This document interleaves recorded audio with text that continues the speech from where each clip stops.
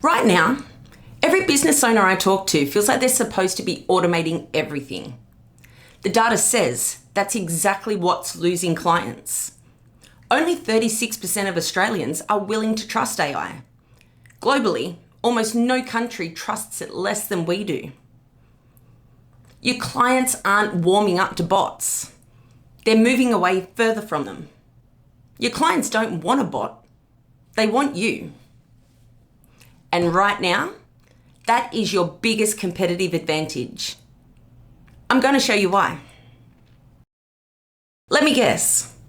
You're sitting there thinking, I feel like I'm supposed to be automating everything, but I don't know where to start. And honestly, I'm a bit worried about what my clients will think. The bookkeeper who's worked with the same clients for over 6 years, she's worried her AI-powered competitor is going to make her look old-fashioned. The tradie who sends a personal follow-up text after every job without fail, he's wondering if he should be using some automated system instead.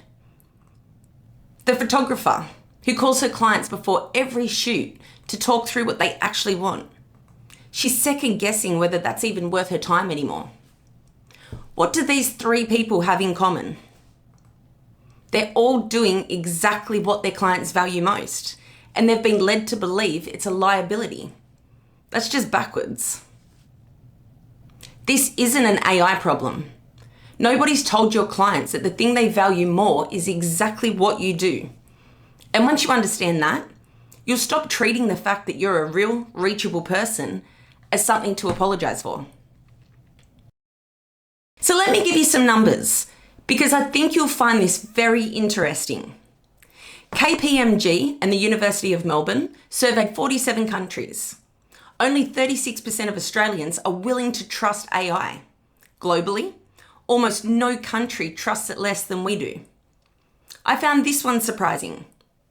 Qualtrics surveyed 1,500 Australians and found that 58% of us are specifically afraid that automation will prevent us from connecting with a real person when we need to. And here's the global picture. Gartner published this last year. By the year 2030, 3/4 of people are predicted to choose a business they can actually talk to over one that runs on AI. So here's what all three of those stats are telling you. Your clients aren't dreaming of a bot. They're worried they won't be able to get you. The thing that you've been treating as a weakness, being a real, reachable business that actually picks up, is exactly what they're hoping you still are. The answer isn't less AI. It's using AI to free up your time for the work only you can do.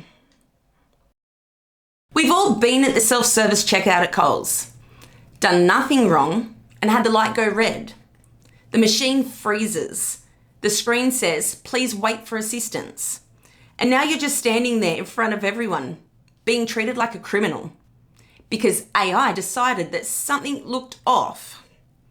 That feeling, that low-grade frustration and distrust of a system that should be making your life easier is exactly what your clients are afraid of walking into when they contact you. Zoom and Morning Consult found that 51% of Australians are more frustrated by AI customer service than any other country surveyed. And 86% said they'd stop buying from a brand if their issue wasn't resolved. Think about what that means for your business specifically. A photographer. When something goes wrong the week before a wedding, your client isn't hoping for a chatbot response. They're hoping you pick up. That moment, that call, worth more than anything else you could offer. You're a bookkeeper. When the ATO sends a confusing letter and your client panics, they don't want a cold AI response. They want you, the person who knows their business and who can tell them that it's going to be fine. You're a tradie. When a client has a problem with a job, they want to know that a real person is going to sort it out. That trust built over time, in person, it can't be replicated. And right now, most of your competitors are actively automating it away. in October of 2025, Roy Morgan surveyed Australians, and 65% said AI creates more problems than it solves. That number went up 8 points in 2 years. When customers choose a business based on its service quality rather than price, they report 93% satisfaction and 90% trust. Price-based clients switch, service-based clients stay. AI belongs in your admin, drafting proposals, summarising notes, handling routine emails, processing invoices. It shouldn't have pride of place at the front door of your business. That door is yours. You are the face of your business. When you document how you work, your process, your voice, your standards, AI can actually reflect your business. Generic prompts get generic results. Your standard operating procedures are the difference. That's a whole nother conversation and one worth having. Right now, while large businesses are replacing people with bots, you can choose not to. That choice, being the business that actually picks up the phone, is your unfair advantage. And here's the thing. No matter how advanced AI gets, it can't replicate the trust you've built with your clients over time. It can write a follow-up email. It can't remember that your client takes their coffee with 1 sugar and has strong opinions about Mondays. That's yours. Own it. The fact is, you're not behind because you haven't automated your client relationships. You're actually ahead because you haven't. If you're sitting there thinking, yeah, but where do I even start? Start here. Write down 3 things in your business that a client genuinely can't get from a bot.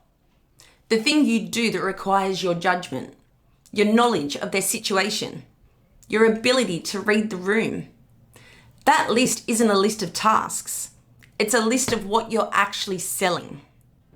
Everything else, the admin, the follow-ups, the first drafts, that's where AI earns its place. Behind the scenes, clearing your desk, so you can actually show up for the moments on that list. Those are 2 different jobs. The list tells you what to protect. The quiz tells you what to hand off. I've put a free quiz in the description. It takes about 5 minutes. It maps your actual task mix and tells you what you should and shouldn't be handing to AI, what AI can help with, and what to keep human. Whether you do anything with the result, that's totally up to you. But at least you'll know. And if you like this video, watch this one next. Your future self can thank me later.